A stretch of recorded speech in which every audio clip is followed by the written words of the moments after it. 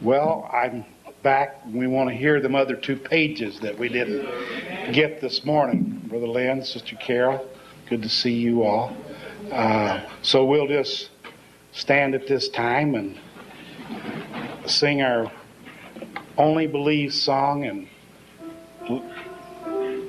ask Brother Dawson just to come. And this is better than Paul Harvey's stories. So you're going to get the rest of the story tonight. And how I so immensely enjoyed what I heard, and how it rang true. Had a true sound to it, didn't it? Only believe, only believe, all things are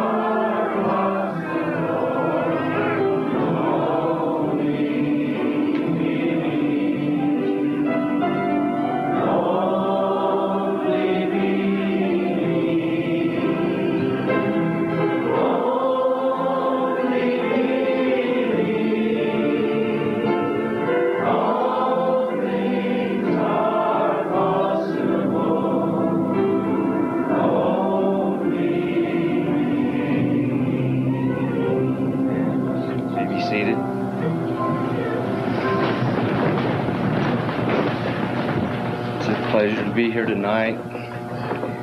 You were very gracious this morning, and I enjoyed being here. And I was going to have a nice nap and relax this afternoon until he told me I was going to get back up here, and it kind of fouled up my nap. But anyway, I wrote down a few notes here of things that I didn't touch on this morning. And I just jotted them down as they came to my mind. They're in no particular order. And I don't know that I have, sir? I don't know that I have recall enough to put them in the proper sequence anyway. It's been a long time, as you know. But I will go through this list and tell you some more experiences I had. I'd like to take a moment and pray before I do. Dear loving God, we thank you tonight. Lord, I ask that you help me to recall accurately, Lord, and to say just the way it was and not change anything, Lord, because you know I hold it important and I don't want to make a mistake. I've written this down the best I can. I ask that you come and bless it, Lord, and may I express what's on my heart. I thank you for these things. Bless this company of people, and we'll give you the praise in Jesus Christ's name. Amen.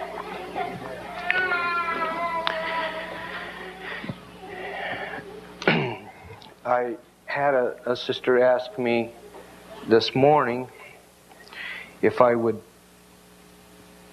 tell the young people and maybe the people that hadn't the opportunity to meet Brother Branham some of his characteristics and what it was like to be around him. And I've tried to jot down a few things that I was struck by, and as I get to them, I'll try to do that. Of course, the main thing that I did when I was with him was hunting, so most of them are around the hunting stories, so those of you that don't care about that will have to bear with me, because that's just what we were doing. And so that's all I can tell you is what we did.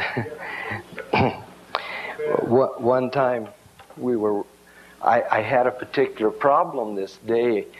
I had a client, and usually I told him to go home, but this time I had another outfitter with me, and he had brought the client. And so I said, so Brother Branham rode with me, and this client rode with the other outfitter, and I said, what am I going to do? I think we're going to hit a lion where I'm going, and I know I was bringing you for it, and this guy thinks he's going to get it. I don't know what we're going to do. He says, I wouldn't worry about it.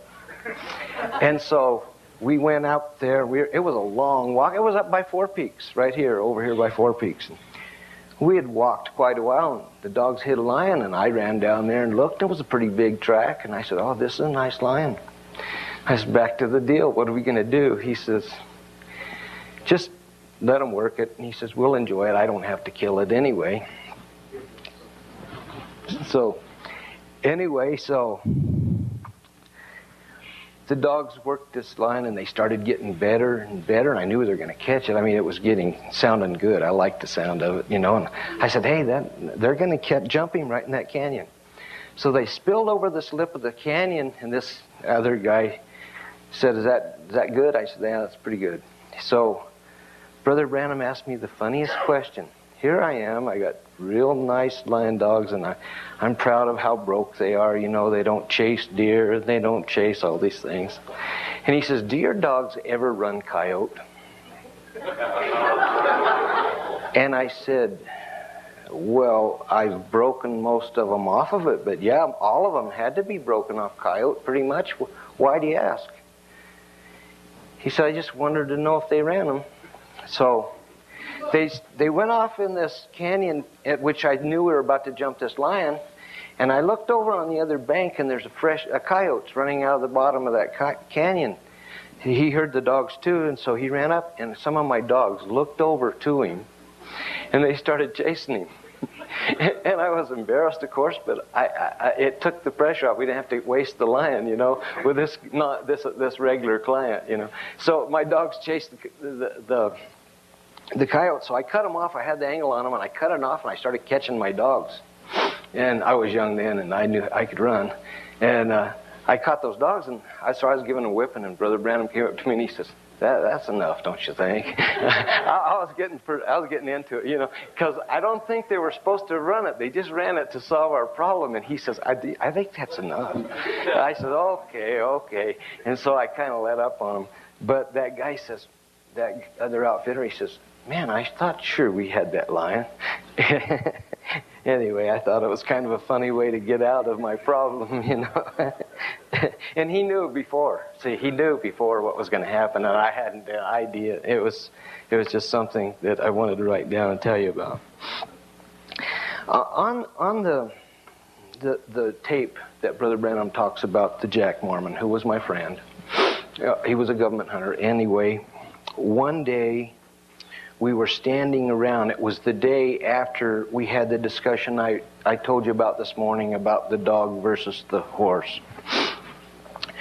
Well, Jerry came in, and he was a man of few words. In fact, he wasn't even very easy to get along with. He was just a real good lion hunter. He wasn't much of a, he didn't have any personality, but he was a nice guy. I mean, he was a good dog. No, he wasn't a nice guy. He was a good dog trainer. But anyway, he really understood hound. He just didn't understand people, which I understand that too. But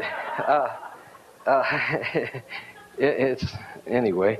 So this Jerry comes up, and he said, Dawson, does your friend ever help people out like this? I says, what do you mean?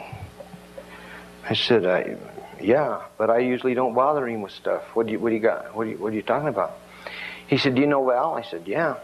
Well, Jerry's father had passed away, and he had a younger brother, and his dad had asked him before he left, because he knew Jerry saw no value in education at all, and didn't care about it. But Val, his father, had wanted Val to have an education, and he was a very devout Mormon. Not Jerry, but his younger brother. And I don't think Jerry ever went to church, ever, except to his funeral, a couple of funerals for his children. He never went to church that I knew about. But Val was very devout, and he wanted to go to BYU. Well, it took a lot of money, and Jerry wasn't making much, and so I told him I'd help him. And we'd take some extra lion hunters on the side. It was not illegal at the time for a government hunter to guide on the side, and so I helped him. I said, we'll just take 2 or 3 hunters a year and help pay your tuition, and I'll do it that way. And so Val got very sick, and he was in the hospital. It's a very small hospital.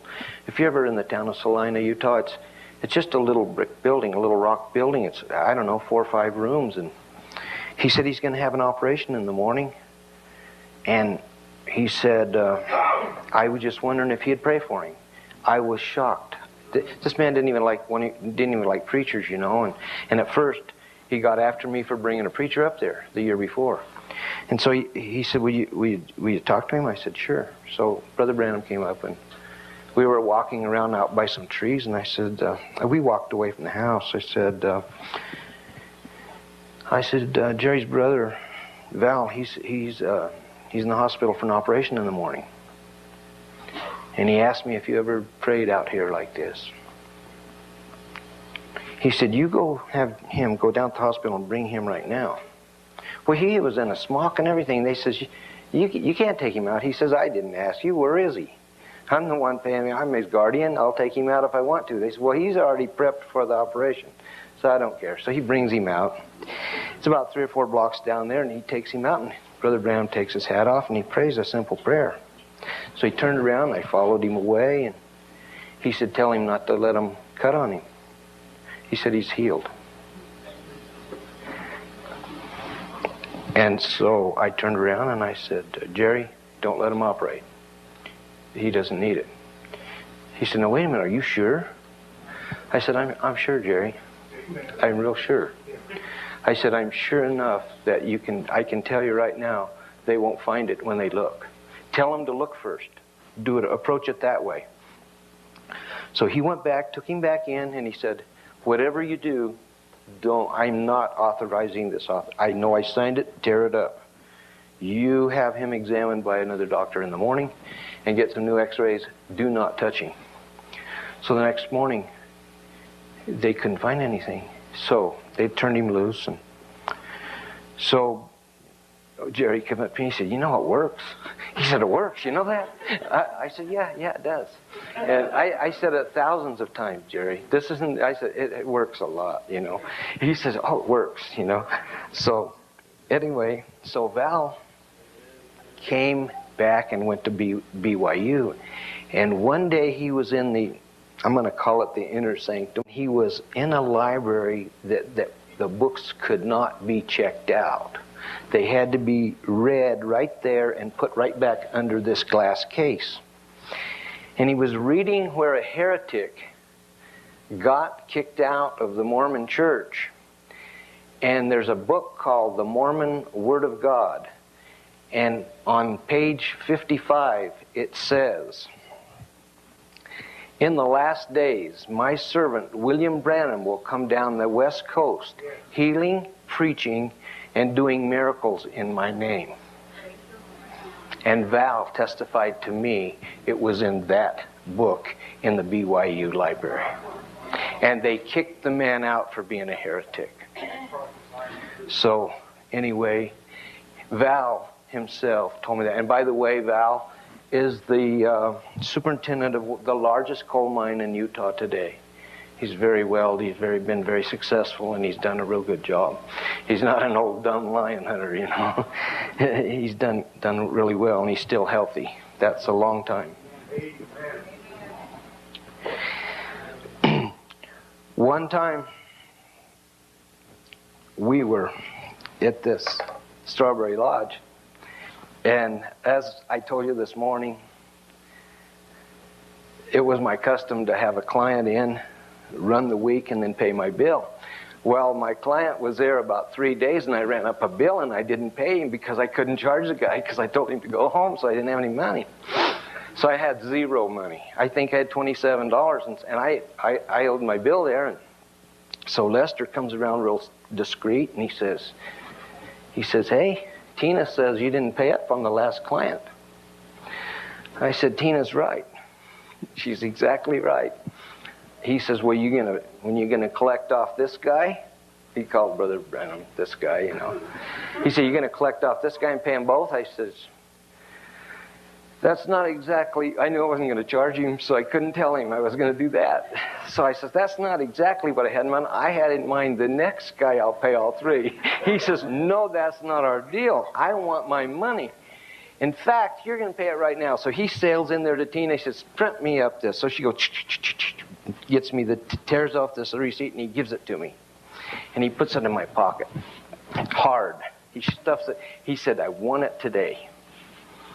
I said, man, you've never done this before. I've never not paid you. And I said, man, we've been friends 4 years. I don't have it. He said, you've collected, I know. And I didn't tell him anything. And I didn't tell him, it was none of his business that I wasn't going to collect this time, so I didn't say anything.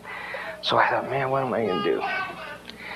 And so about 10 minutes, Brother Branham comes up to me. And I'm watching these two Frenchmen that he had fixing flats.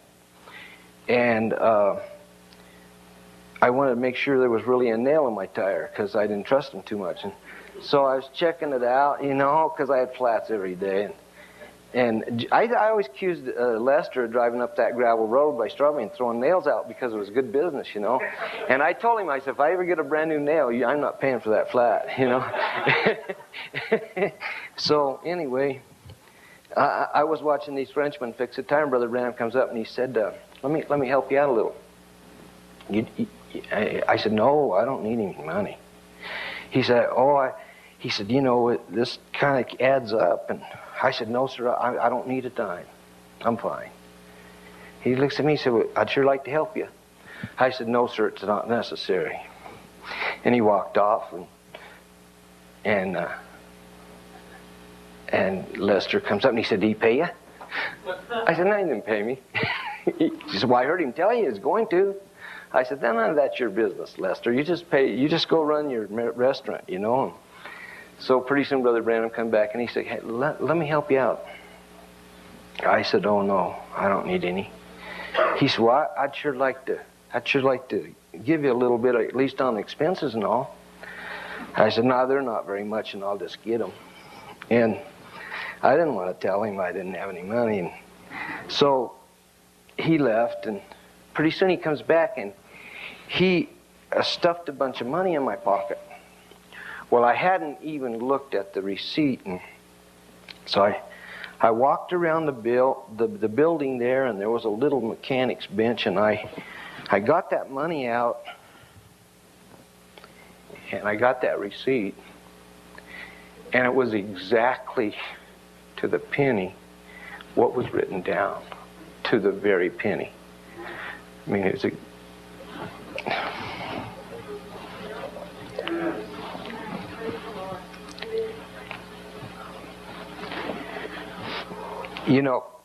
the next guy that bought the Strawberry Lodge, he was a real nice young fellow. His name was Dennis Stutzman. And he kind of got me in a little bind because his mother inherited some money, and so she bought it. And so Lester told me, he says, I'm moving to Camp Verde, and we're going to put in a Western store. We're tired of this. And he said, we're selling out to this guy. His mother got a lot of money, and he said, they don't even know how much work they're going to have with a motel and the restaurant and the service station and the lodge and everything, and said, we're glad to get out of it, but he said, they'll find out. So he said, I'll just tell them what kind of deal you got, and maybe they'll just keep doing it. And finally, Lester I had to tell him that I never charged Brother Branham, and he got used to me waiting till the second guy. But anyway, old Dennis, he found out that I hunted, and so he started going with me. Well, we caught some lions, and he got all excited, and he got the fever, and that's a bad fever, People don't need to be catching that, But anyway, he got raging. He wanted him some dogs. I said, oh, you don't want any dogs. It's not as easy as you think it is, and it looks easy when you go out there and there's a lion up there and just a few dogs, but it's hard work, and they cost a lot of money. And I tried to discourage him, and the more I told him no, he wanted to do it. So he tried to buy some dogs from me. I said, no, I'm not going to sell any dogs. And what are you going to do? Your mother can't run this place, and if you go hunting, she's already mad at me because you're not being very responsible. Every time she hated to see me come because if I came, he quit work. So she had it all to do. So I knew that she hated me, and I knew, and I didn't. I thought, man, Dennis, she don't even like for me to come, and I come up here all the time. I said, you got me in a mess already. So, and sure enough, she was getting worse and worse, and she was getting hard to handle for me, you know. And I'm not very tolerant of women anyway, and she was just getting on my, you know, getting under my skin, and so she wasn't very nice. But I kind of understood, you know, but I just couldn't quite understand enough. And so Brother Branham came up, and I said, boy, I don't know if we'll get served tonight. So I told him the deal. I said, whoa, I don't know if she'll serve us last. She'll be kind of rude, and she'll be real terse with her remarks. So he says, is that right? I said, yeah. I said, why? I said, well, the boy wants to go hunting, you know, and he don't want to do his job. He wants to get irresponsible, and I don't know how to solve the deal. So we came in, and she come over to take the order, and she stands like this. I'm right here, and she goes, can I have your order? What do you want? You know, that's how it was. And Brother Branham looked at it, and he said, ooh, oh. So she goes off and gets her stuff started, and she come back, and Brother Branham, he tapped my knee under the table. He says, evening, ma'am. She said, what do you do? All these guys he brings in are rich. What do you do? you know, and he looked and he said, well, I'm not rich, man. Ma'am, I'm a minister of the gospel. She looked at him, you know. She says, you know, I used to go to church. He said, you used to? That doesn't sound very good. She said, yeah, I'm ashamed of that. And so she sails off the kitchen, waits on a bunch of other people. Pretty soon she comes over there, and he said, where'd you go to church? What town was that? She says, well, that was in Indiana. He said, well, I'm from Indiana. She said, no, kid. Pretty soon she's sitting down with us, and then pretty soon she's crying. And she gave her heart to the Lord, and she was super nice to me. She was so nice. And then now every time I come up there, she tried to ask me, when's your friend coming back? And so just in 5 or 10 minutes, he had her just fine. And she was not too good. I mean, it wasn't going to get better for me, I can tell you that, because I wasn't helping either. Anyway, just a little soft word turneth away wrath, you know. And those other ones don't. They don't turn away wrath, you know. We have to learn slow sometimes, you know. But anyway, what a wonderful example. I mean, and he was tender, and he was nice to her, you know. And he was thoughtful, and he showed empathy, and she knew it. It was genuine, you know. He really cared about her. He really cared about her predicament, you know. And it showed. It showed, you know.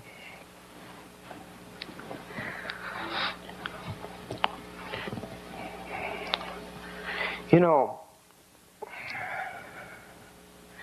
I was riding along with Brother Branham, and I had done something wrong. I've told you before, I wasn't professing to be a Christian, and I had done something bad.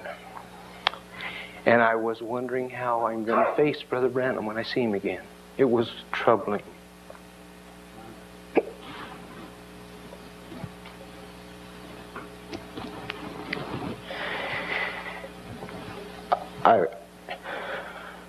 I wanted to see him, but I was afraid. And I knew that he knew, and I didn't know what to do. So I'm driving down the road, and if you've ever gone across from Page to Kanab, there's a place called Pariah Canyon. And I got so under conviction I couldn't drive. And I had a huge burden that I couldn't bear. It was so heavy, I couldn't sit there.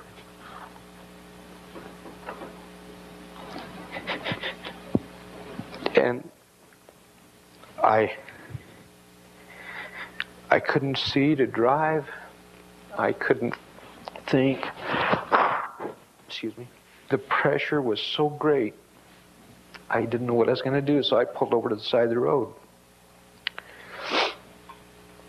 And I had to get out. I got out of the truck. I walked around and I hung over the right-of-way fence, several feet over there. And Brother Branham opened the truck door, but he didn't say anything. Just opened it. And I sat there with this burden and guilt and conviction. And he said, "That wasn't your fault.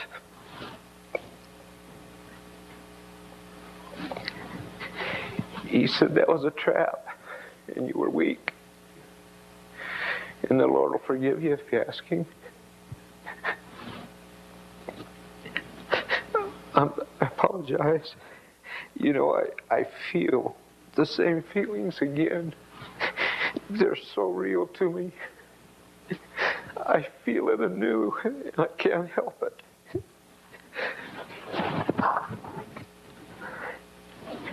He said if you'll ask Him, He'll lift that burden.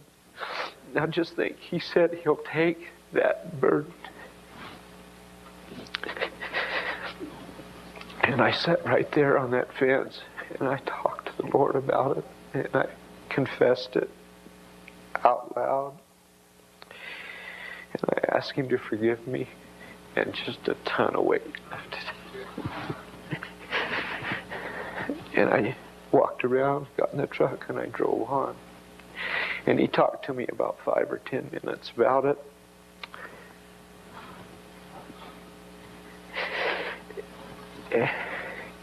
He just knew how to deal with every situation that you came to. And he did it so gentlemanly and so soft and so thoughtful and tender. And yet he could be stern, you know, or yet he could be gentle. But he didn't tell me how rotten I was. And he didn't beat me up about it. I was already hurting. I already knew. And sometimes I wonder if we aren't harsh on each other when we each know when we're wrong, and we know when we're bad, and our children know when they're bad, and we don't have to just keep on and hammering it on them. If we could be like that to our children and be more understanding and more and show that love and not spite, you know. And I thought, you know, he could have railed on me and I would have had to stand there and take it because he would have been right. But he didn't do it that way. And so I just wanted to tell you, and I mean, I wasn't proud of what I did or anything, but I've been, you know, made a lot of mistakes in my life, and that was one of them. And anyway, it meant a lot to me the way he dealt with it. It meant a lot to me.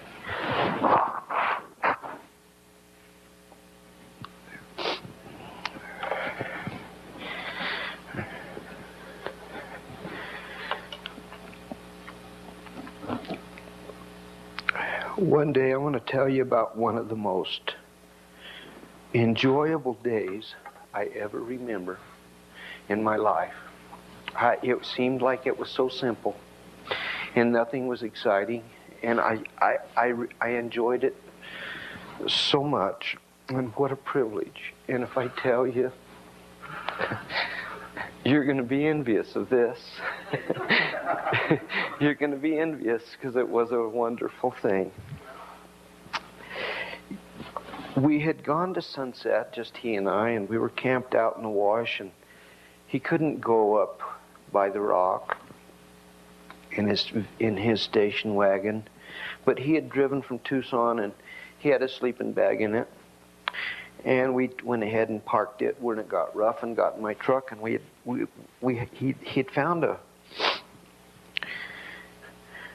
Well, I don't know if he had found it. He told me about a bobcat we were going to find, and I don't know if he had found it earlier or if he just knew it was there. You never knew, you know. But we went up there and we trailed this bobcat, and we put it in a tree. And we were talking and making too much noise. Well, who am I to tell him we shouldn't talk and we should shut up and slip up quietly? I would never tell him that, you know. I wasn't my place to tell him. You got to remember, I was a kid, you know. I was young. I was a young man. And I was of all things that I can say, of my many mistakes I did make, one I didn't make. And I've been happy. I was very respectful. At least I had reverence for him. Very. And I was careful about what I said and what I did, because you couldn't help it with the feeling you felt. And I can't describe that, but you had an awe.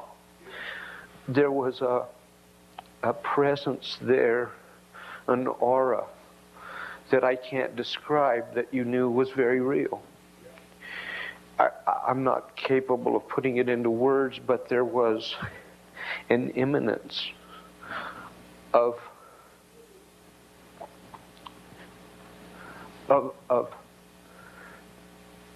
I can't describe, but it caused you to reverence it. You knew not to abuse it or be harsh, if I may say. And so we were going up there, and I thought perhaps we were making a little much noise, but there's a lot of bobcats in the world, and so I didn't say anything.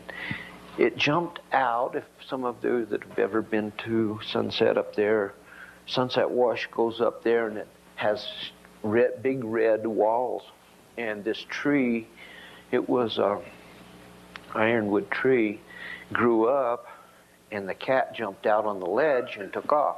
Well, we had to walk a long ways to get the dogs around, because the dogs couldn't climb the ledge, and we didn't hurry. We just talked, and we took the dogs around and got them back up there and started trailing this cat again. By that time, it took us an hour or so. This cat track was a little old, and they had to work it pretty hard, and so they're trailing, and it came up a real big thunderstorm, and it rained our track out, because the cat track was pretty sensitive, you know, a small foot, doesn't have a lot of sand in it, and the dogs were having to work, and it was just desert, old dry sand anyway, and sagebrush. So there wasn't a lot to hold the scent. And so when it rained, I knew we had lost the cat, and I said, we might as well go back to the rig and have lunch, Brother Branham. They're not going to find that cat again, and we'll lose it. You know, it got washed out. He said, yeah, no doubt it did. So we went back, and it just started like that. We went back to the truck, and he said, well, let's go down to the station wagon. I got a sleeping bag in there, and we'll just stretch out and get dry, and I got something I want to tell you. So we went down there. We went back to the truck, put the dogs in the truck, and we drove down to the station wagon. As most of you know, the Tabernacle bought him a Ford every 3 or 4 years, and it was usually black, and he drove those Ford station wagons. And this one was the same, black, and we stretched out on the sleeping bag, and I probably hadn't, you know, well, I know I hadn't cried any. I hadn't never wet an eye probably in years. And I was too hard, and I was crusty and everything. And I can tell you that Brother Branham told me his life story for 3.5 hours. And I cried from the beginning to the end. I don't know how to tell you how wonderful it was, because I've heard it on tape, I've read the books, and I've never heard it all put together like this. I heard and it was such a delight. I just loved it. I don't know how he had the patience to do that for me, but it's been one of the highlights, and it was You know, it's all I can tell you, that it was just wonderful to me. It was a privilege, and I just loved it. And I didn't know most of it. I hadn't read all the things I've read now. At that point in time, I only had a dozen tapes and a few books, you know. And so I had no way of knowing. And most of that I didn't know, and I was touched by it. And then I really saw the suffering that he went through and the pain that built that character, you know. And sometimes Brother Jim, Ed, and I were talking today, you know. It's a funny thing, but there's some of us that look back and thank the Lord for that pain and those hardships we go through. They're not fun to go through, but oh, what do they? There's something they do to you that you don't get any other way. And, you know, he had more than any of us. But we each in our own way have our burdens and our trials. And we have our things that we battle. But every one of them are for a reason. And every one of them are good for you, whether you like it or not. And I can truly say I thank the Lord for all of my hard battles that I've gone through, because I consider them a blessing to me. And if they changed my life in any way, or added to it, and anyway, I wanted to I didn't know how to tell you how much I enjoyed that day, but it was just priceless to me. And he said something to me. Bear in mind now, he would talk very little about spiritual things, but he broke quite a few in. But it'd be interspersed with a lot of stories and a lot of hunting. But then he would tell me things. And we were driving along, I think it was about Black Canyon City. And he said, you know, I guess you've heard about that mess up in Canada that they're baptizing in my name. I said, no, I didn't hear about that. I said, you know, I don't get around in those circles, you know. And he said, it's really hurting my ministry, and I'm going to have to get up there and straighten that out. And I'm saying, man, I'm just sitting there in my mind thinking, baptizing in his name. I hadn't heard about it, see. And he says, but you know what? They're not as far off as you think they are. I said, what do I think they are? You know, I thought they were pretty far off, you know. Anyway, it made me think a lot. And it's made me look at a lot of tapes a lot differently. But anyway, yeah, he told me they weren't as bad as I thought they were. So I want to talk to you a minute about a promise. Sometimes we make promises, and I'm not too sure we take them serious enough. Let me tell you about a promise I made and what it cost me. And I didn't think too much about it. And I think I was innocent of it, of what the results. I did not plan to break the promise. I honestly do, and I'll tell you the circumstance.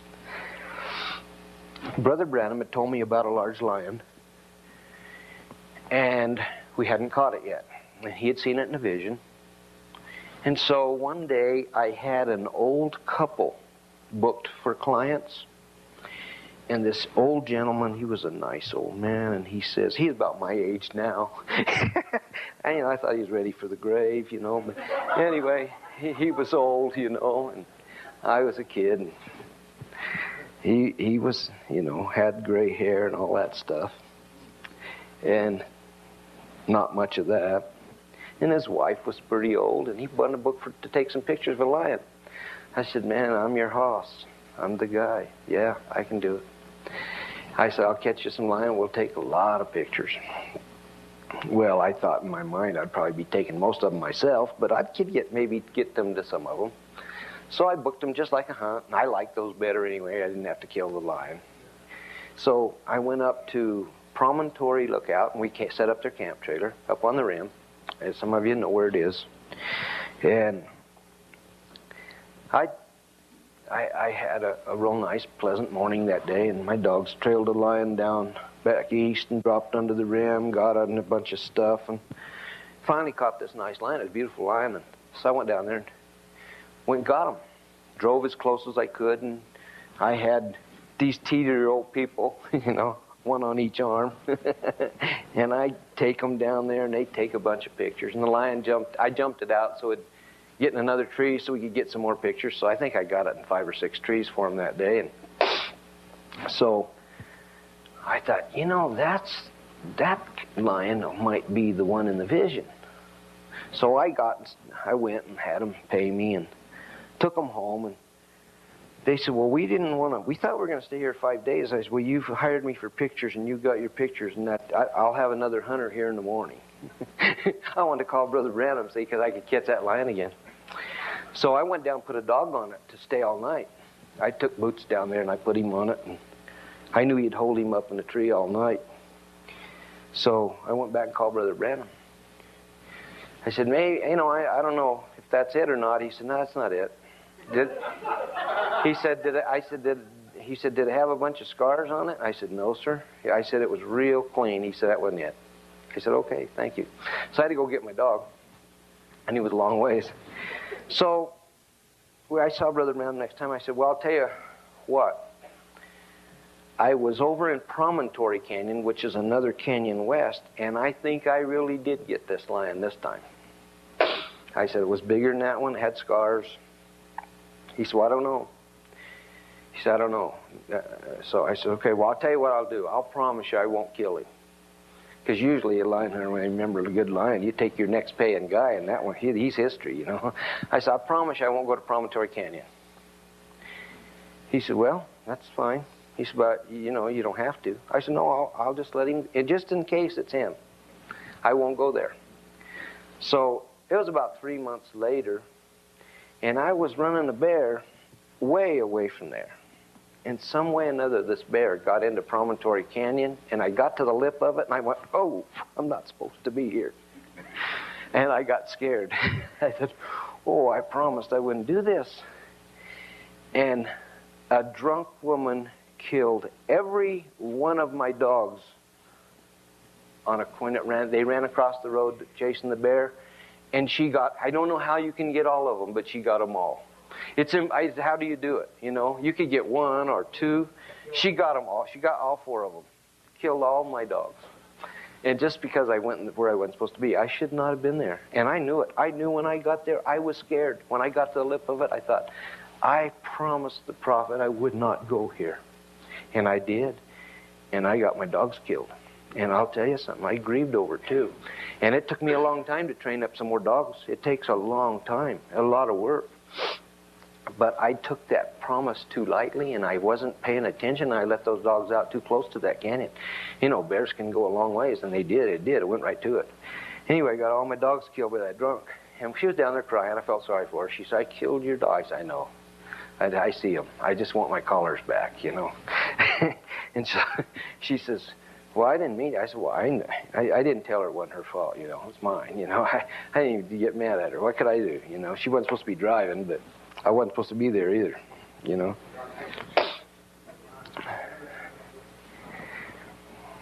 One time, Brother Branham and I got a big, nice lion up by, it was halfway between Camp Verde and, the power plant down there, somewhere or another between Strawberry and Camp Verde. On my memory, I've been hunting in Arizona for 20 years, and some of those places get a little bit dim, but I can't remember that. Calf Pin Canyon, that's where it was, Calf Pin Canyon. And we caught a real nice lion. And so we didn't measure it. So I skinned it, put it in the freezer. So the next day, these hunters came in, and they had this pretty nice lion. And they measured it in front of us. and it was 9.4. You know, I remember that. It was big. It was big.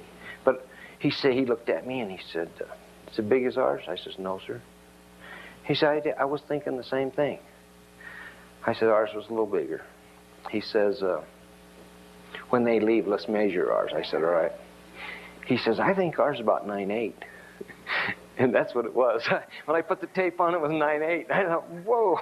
He said, "I think ours is about 9.8. Well, how could you know? It's wadded up. And, you know, oh, man. We didn't think about how long it was, you know. Yeah, I think it's about 9.8. And that's exactly what it was. And that impressed me quite a bit.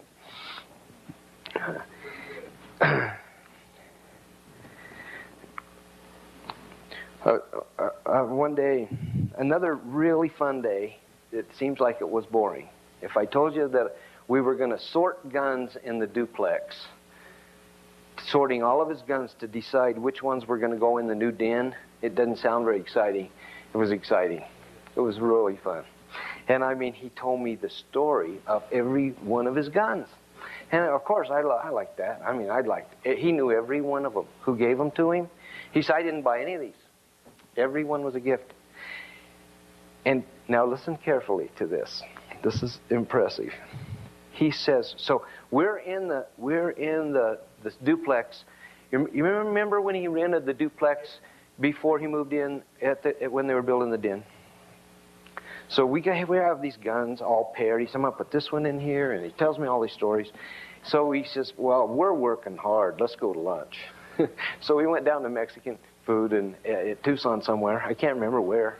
It didn't matter. But we went down to ate, and on the way down, now listen to me. He says, "You know, most of those guns, it's just like UPS would pull up, and the guy would get out and hand me Seiko Finbear 270 from Sweden, and it would, Finland, from Finland." And he said, "And it would be from a brother who loves you, and it would be anonymous." And he said, most of them like that, sort of like that. So we went on and ate, and we came back. And he said, "What was that pulled up in front?" Well, you couldn't hear what pulled up in front. We were in the back, you know. I said, "I don't know, I'll go out and look." The UPS guy gets out, and he brings me a box that's obviously a rifle, and he says, "Bill Branham?" I said, "Yes, sir, I'll sign for it." He said, we opened it up. It was a Seiko Finbear 270, and it was anonymously signed from a brother in Finland. He told me that 3.5 hours before it got delivered. Exact to the description. It was even UPS. I mean, it was amazing. I couldn't believe it. I sit there. I couldn't wait to get it open. I knew it was. I knew it was going to be one. I knew, and he didn't have any. He didn't have any of those in there. I mean, it was unbelievable to me. I was exhilarated, you know. I couldn't wait. And he looked at me and he said, "They think I don't know who's in it."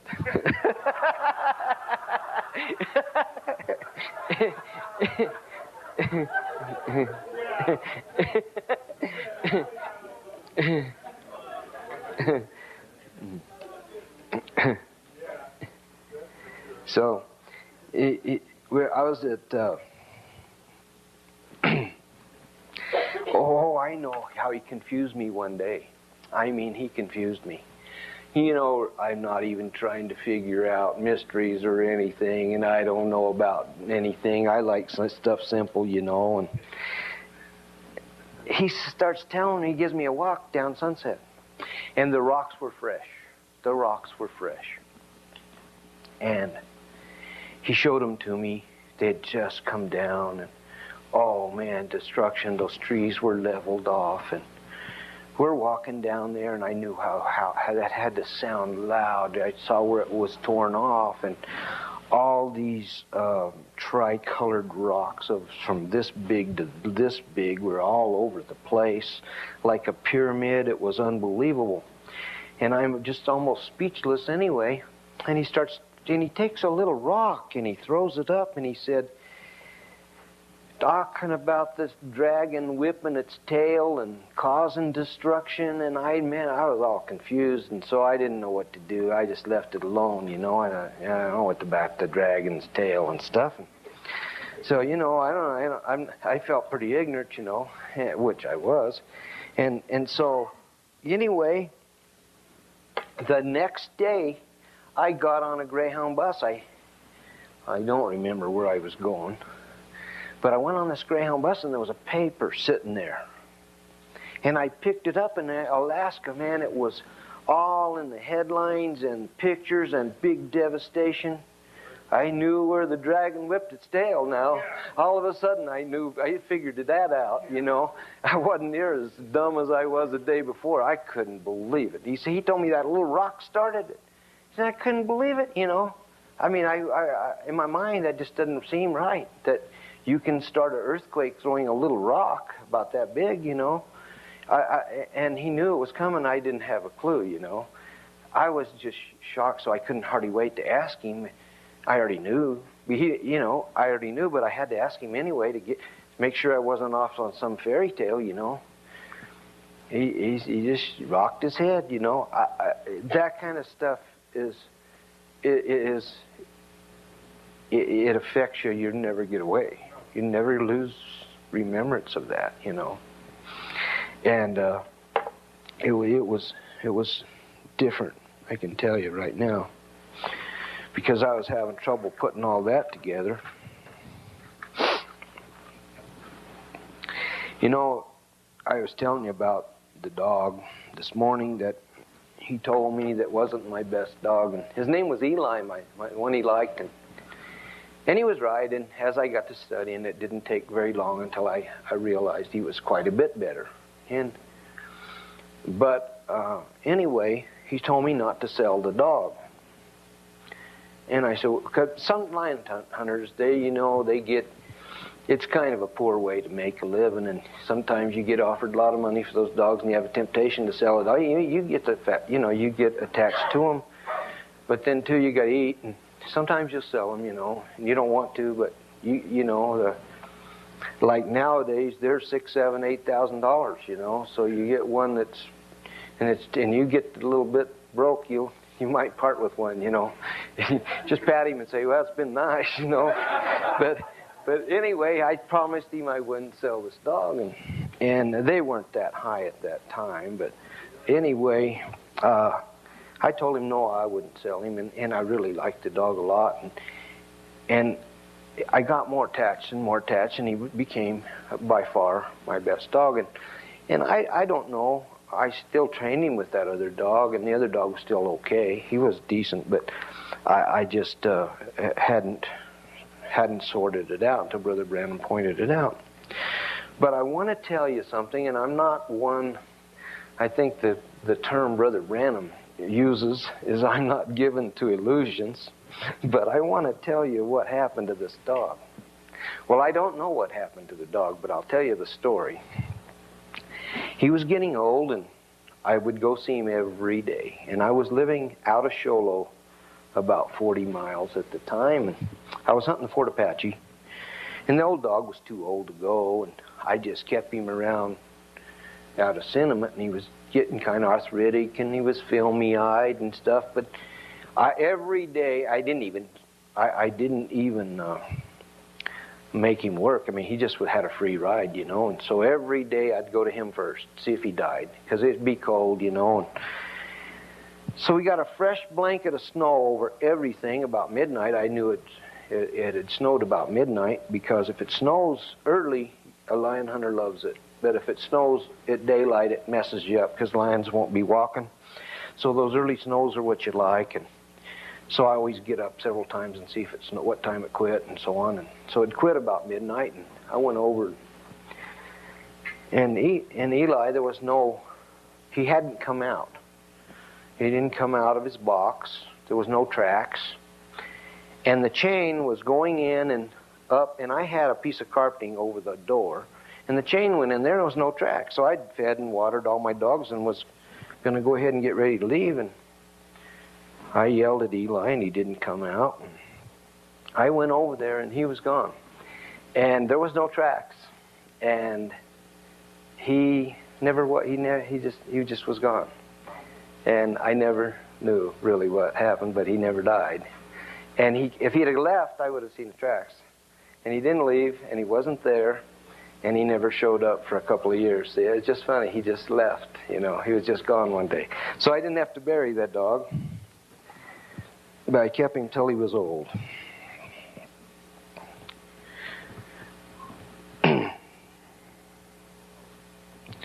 One day, the gentleman I mentioned, some of you may know him or may not, that I was dove hunting with, and that had told me he wasn't going to quit dove hunting. And he knew me pretty well, and he knew I wasn't a Christian. And one day he was sitting in the Ramada, down about the first third of the seats, and he called my name that day, and he called me Brother Dawson. And I'll be honest with you, it hurt my conscience when I heard him say that. I'll tell you that it kind of bothered me. So I purposed in my heart I was going to go to him and tell him not to call me that anymore. And so Bob, I didn't know that Bob had the same thought. And he told me later what he thought, because I didn't know this happened. I heard Brother Branham say it, and I didn't know what he meant. Bob said, Brother Dawson, he don't know him like I do. That's what he told me he thought. Brother Branham stopped, pointed his finger at him, and he said, I caught that. He came running up to me after church, and he said, forgive me. I said, for what? You don't owe me a forgiveness. He said, oh, man, I thought, yeah, I do. You forgive me. When he called you brother, I was critical in my heart. And he pointed at me real stern and told me, I caught that. And I said, well, you don't have to worry about me. I think you're right. I'm not a very good brother. So you didn't offend me. He said, well, I want you to forgive me. I said, fine. So when Brother Branham, I saw him, I don't remember how soon before I saw him again, a few days probably, or a month, 2 weeks, I don't know. Whenever he called me again, and we went, I said, you know, we were sitting down, and he said, what's bothering you? I said, well, I'll tell you what's bothering me over there. You called me brother. He said, well, Dawson, don't you tell me who to call brother. So I didn't. And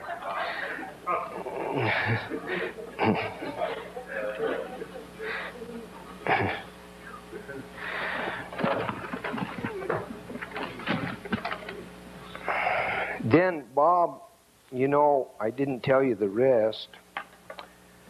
He came up to me and he said, well, I want you to forgive me, and I've been thinking, I don't think I better shoot any more of those doves. I said, that's probably a good deal. It was 2 years later. He said, I think I'm not going to shoot any more of those doves. So anyway, he quit. Yeah. Let me tell you about this truck. I had a brand new Chevy truck. I think it was a 65, and it was really a nice truck, you know, V8 and 4-speed and everything. And so Brother Branham told me he'd be looking for him a Saguaro for the front of the den at the Circle Drive. I said, I find them all the time that we have to get rid of, and because they were starting to get a little sticky about just taking them anywhere. And I said, I'll find you one. And so they were building a school over at the little town of the Kennecott Copper owns it over there by Ray. I forgot the name. It starts with an S. Not Superior, but down by Ray. Anyway, the next little town. And then we were building a school in there, and I was doing some dozer work, and there was a beautiful saguaro. Just a big. I said, "Oh, that's got to go to Brother Branham." So I got this dozer, and I dug up and got under it. And if you do it just right, you can lay them over real soft. If you take the root ball and take some more dirt, and I laid it over real tender. And the only thing, it was over some desert. and real bad rocks. Real bad rocks. I mean, I says, oh, you guys come on. Let's get me a truck to it. And I said, no. I said, well, I'll do it. So I just hooked onto that trailer with my brand new truck. It was about a week old. And I took it up to that saguaro, and I took the dozer to the side and shoved this saguaro on this big trailer. Well, when I put it, I shoved my truck into a big old rock, and this brand new, it was on the right door, and I would never fix it because I liked it, because I knew what I was doing when I did it. I kept that truck till it was old, and I never fixed the door. And my mother fussed at me all the time. When are you going to fix it? I said, I'm never going to fix it. But anyway, I could have bought him one from the nursery because it was so heavy, it broke all the tires on my trailer. I had to buy all new tires. And if I'd have fixed my truck and bought new tire, I could have just bought him one, you know. But anyway, it's up there in front of his house. I never fixed that car.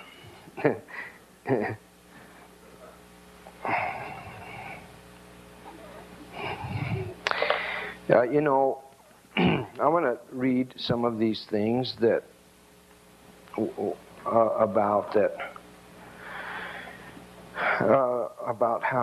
about being with him. How are we on time? We all right? Are we doing great? So anyway, you know, he asked me several times some real pointed personal questions, and I'll be quite frank, I would have rather not answered them. I really wouldn't. But one thing I did, look him in the eye and told him exactly the right answer, because I knew better than not to. And I didn't always know why he asked me. Sometimes I wondered if he just asked me if I was going to answer. It would be embarrassing. And I answered him straight. And I was always thankful of that, but you know, I don't know exactly why he did. Because some of them would have been a lot easier not to answer, you know, or you know, that's just truth. I would have rather not, but I did every time, and I'm glad I did. But you know,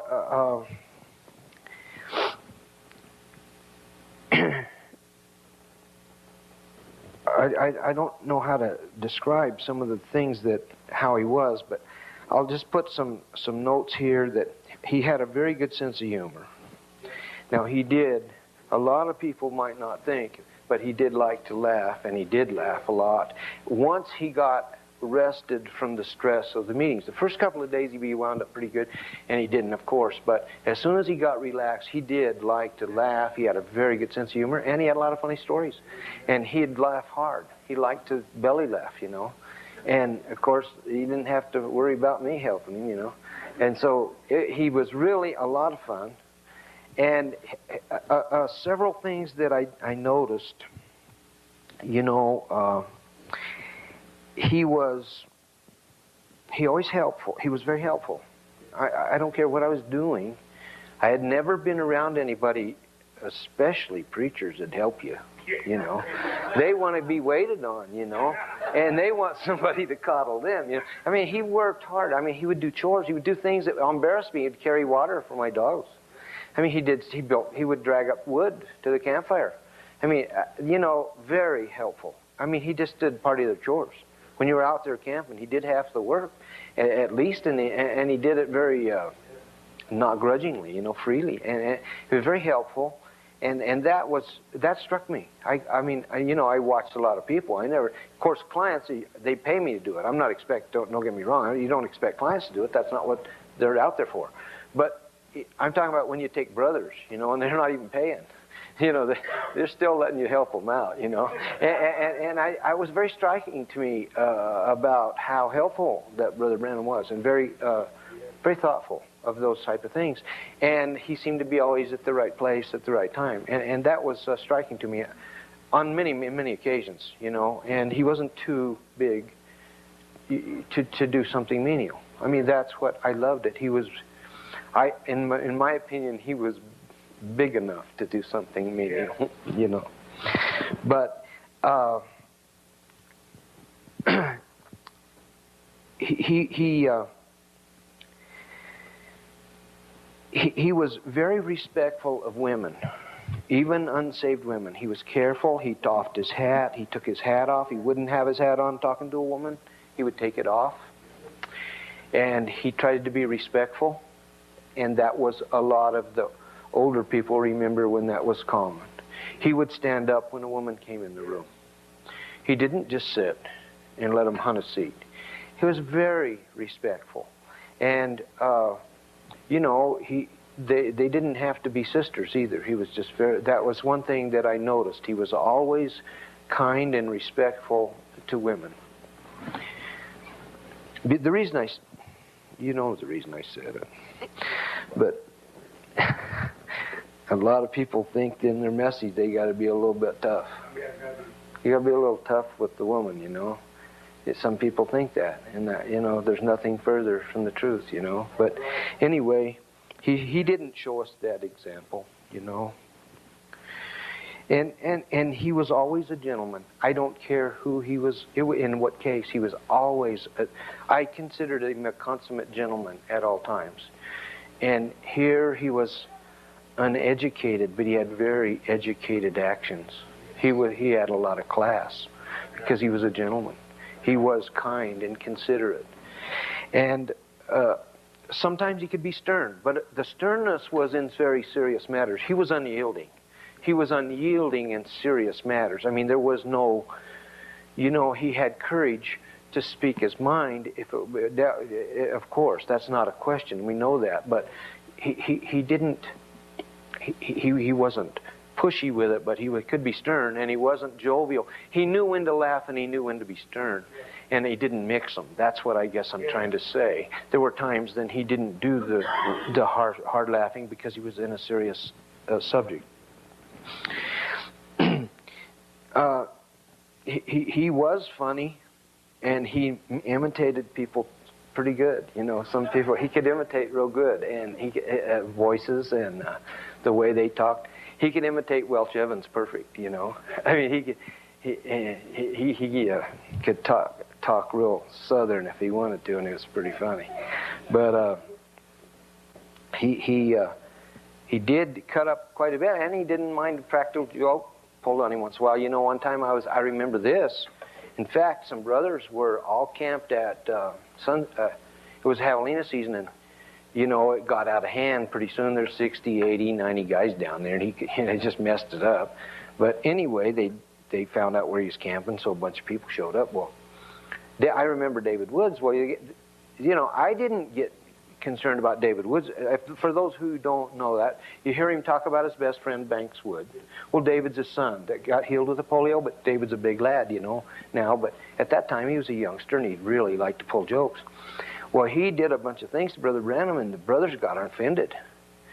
And they didn't realize that's his next-door neighbor. He grew up with him, and he could pull those tricks that they would or not do and get by with it, you know, like putting lizards in his bed and short sheet in his bed and all that stuff. He did that kind of stuff and just laughed, and they were offended by it. But see, he had enough humor that he wasn't offended by it. And, you know, he said, David, I'll get you back. And David says, oh, man, I'm worried. You know, I don't know. Because he told me, he said, I'm going to get you back with those tricks. But he took it very good, you know. And I want to say this about him that I noticed in every occasion. He always left some sort of a testimony with a stranger. And he told me once, he said, now, that woman, the only thing I could tell her is that I was a minister, because she wouldn't let me tell her anything else. But yet, he told me this way. He said, as long as you don't feel the rejection, you can go. When they start pushing you back or rejecting it, then you leave it alone, and that's as far as you can go. He said, but as long as they're receiving it, you can go as long as they'll let you go. And that was real important to me, because sometimes we don't know what to do in witnessing to people. And you've seen people abuse that so badly. They just hammer them, and they want to save them, you know, and they want to show them. They want it for them so bad, and the people don't even want. And he told me once, he said, you can't help people if they don't know they need help. And so he said sometime, but I did notice that no matter how he left a stranger, there was some sort of witness there. If it was nothing but I am a minister, or sometimes the Lord allows me to see things, or sometimes people are healed in my meetings, we'd like to invite you out, that sort of thing. And then some of them that it just might be a little reprimand in their life. And I'd seen him do that, but he got by with it. He knew when to do it and when how. But that was striking to me, that he did try to witness in some form every time. And that was a common thing. I pretty much saw it. And I think I have an instant in here in my notes about that, because I was almost worried. I was worried about some real hard gentlemen that I knew. Okay, here it is. I'm going to read this, so I wrote it out. Once he testified to a game biologist, this was in Utah, and a game warden and a government hunter. And they had told Jerry they didn't like preachers, and they probably wasn't going to like this guy. And so he told me, he said, you go up front with the dogs. I've got something I want to tell these guys. I says, okay. So I moved up front, and he's talking to these guys, and I couldn't hear it because I did what he asked me to do. But I looked back, and they were all three crying. And he told me later that he led them to the Lord. I never saw two of them again. But the biologist, and they were doing a turkey transplant, and I never saw them again because they were guys from somewhere else. He said I led them to the Lord. And I did see all of them crying, and they all were kneeling in the trail. I didn't get to hear any of it, but he didn't want me to embarrass them. And so I went right on like he told me to do. I did what he told me because he was a reason, or he would have let me be there. And so, you know, I was worried that they were going to be nasty to him, because they told Jerry they didn't like preachers. You see what I mean? And they said they had already made up their mind.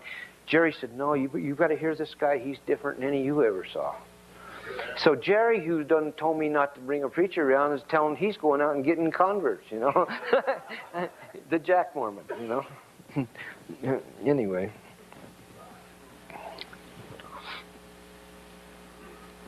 And then Jerry, you know, right after that, I didn't see the other guys, and Jerry, he told me, he said, you know, he said, Bill, that was his brother-in-law. The biologist was his brother-in-law, by the way. And he said, you know, he's always asking for Bill. He said, can you get me his address? He wants to talk to him again.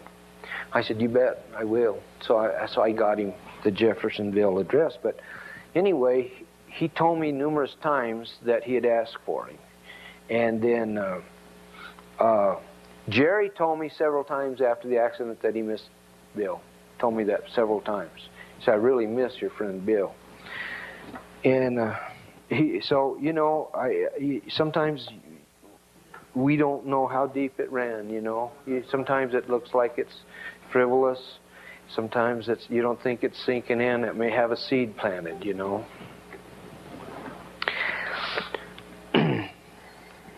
I want to leave you, I'm going to just give you one more, and then I'm going to leave you with this one.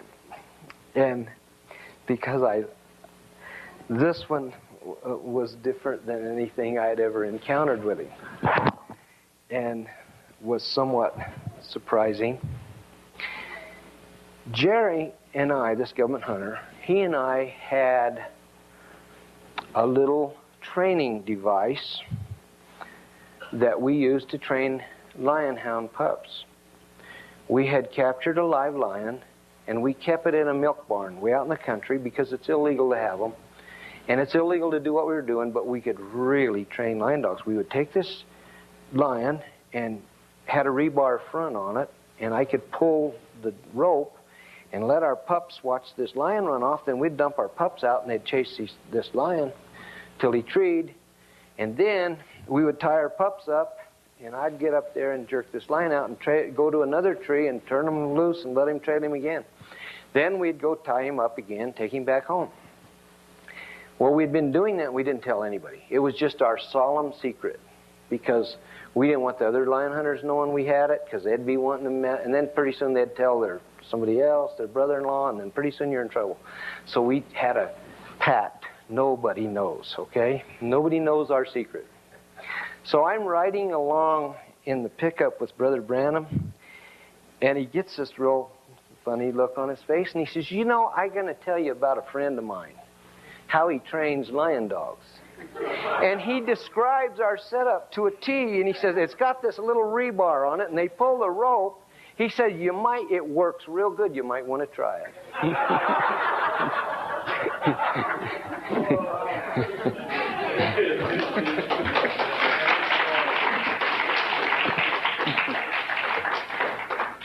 Thank you, Brother Dawson. That's the life of Christ that you witnessed with a mighty man of God in our day. And that's the life I want to emanate. And we can all start by respecting one another more, especially the household of faith and everyone. And so everything Brother Dawson said is true. So many times he'd take his hat off, especially if a woman was with you. Many times he's even pulled his hat off when he talked to me, and he'd take his hat off. And I didn't know what he was doing then, but have you ever been riding along and you feel the presence of the Lord? What's the first thing you do? Many times now I pull my hat off when I feel that presence of the Lord, lay it on the dash and different things like that. And I finally, as I got older, I figured what Brother Branham was doing. That presence of the Lord was coming, and he was respecting it by taking his hat off. And like when we walk through the sanctuary, what do? We pull our hats off to respect the Lord and different things like that. So we can never go wrong respecting and loving one another. And that quote that I read to the church, how God is so patient with us not to call our failures out, and deals so patiently with us.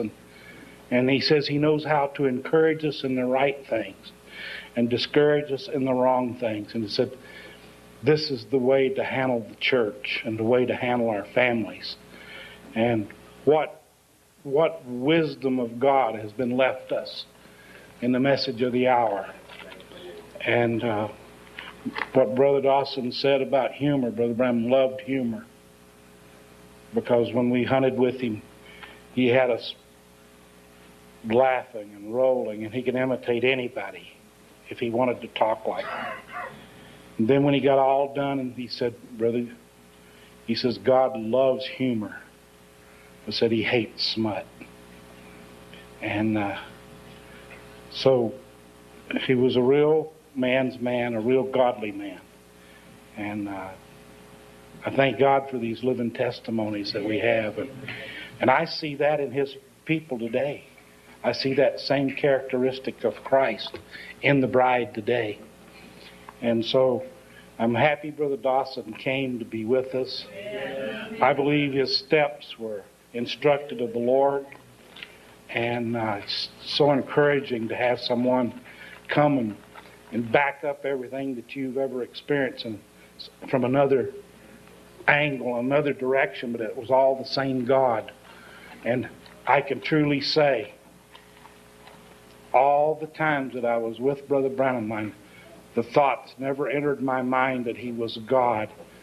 The thoughts crossed me, I'm so close to God. I feel so close to God. I'm in a presence that I've never been in before. And when I left him, you felt so much closer to Jesus Christ. You didn't feel like you was Brother Branham's bosom buddy, but you felt close to Jesus Christ. And that's what we need more in our lives, each one of us. Every time we leave somebody, leave them feeling like they're closer to Christ than they've ever been. And so we thank God for this example that we've had in this day and age. And that same spirit, the bride, we'll see, the prophet, the bride, and the Spirit will all be saying the same thing, having the same nature and everything. So I hope you enjoyed it. I enjoyed it immensely. It's just been, it's like salve rubbed over your life. And so I'd like Donald to come lead us in a song. And remember Brother Dawson, his family, and what he does. And now you've got a real friend that you can pray for, and he can pray for all of us, okay? So Donald, if you'll just come lead us in some songs, and then we'll close. God bless you. Thank you for being so lovely and patient. But how could you not enjoy it? Amen. Oh, my brother, do you know the